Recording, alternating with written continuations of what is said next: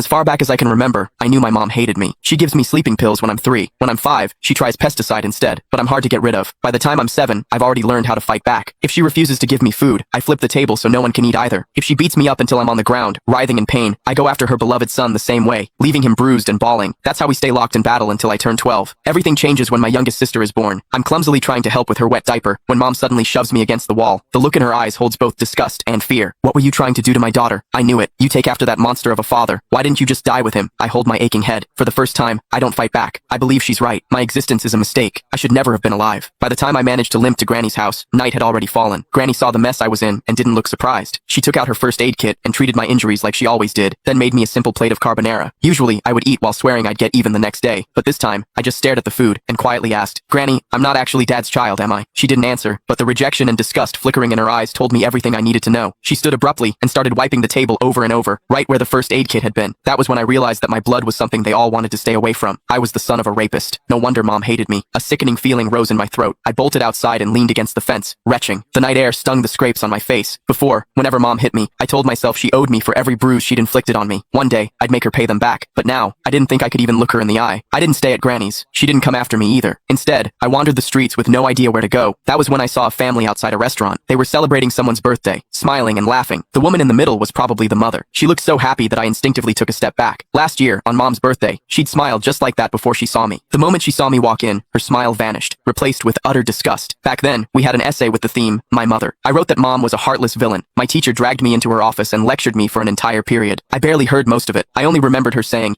no mother in this world would ever stop loving her child. I believed her. I saved money from collecting recyclables and bought my mom a birthday cake. I just wanted a hug, the same kind she gave my brother, Casper Willis. But her frigid expression was like a stab in the heart. I felt like a fool, standing there with that cake in my hands. Anger overwhelmed me. When no one was looking, I went out and caught a couple of frogs in the garden. Then, I hid them in the cake. I could still remember the way she screamed when they jumped out. Back then, I felt a twisted sense of satisfaction. I thought she didn't deserve to be a mother. I thought she had it coming. But now, I know the truth. The one who didn't deserve anything was me. My existence itself had hurt her. As I watched that mother's smile through the restaurant window, I made a decision. This year for Mom's birthday, I would give her a gift she would truly be happy with, one that would free her completely. I decided to die. Once that thought took root in my mind, my steps felt lighter. I even started planning how to do it without troubling anyone. I needed to do something that wouldn't leave a mess. But before I could carry out my plan, a patrolling officer spotted me and brought me home. Mom answered the door. As the door shut behind us, I stared at the floor, unable to meet her eyes. Her icy tone sliced through the air. "Why didn't you just die out there?" I almost snapped back, but I forced the words down before they came out. Still, as I stared at her back, I couldn't stop myself from asking, what would you do if I really did die?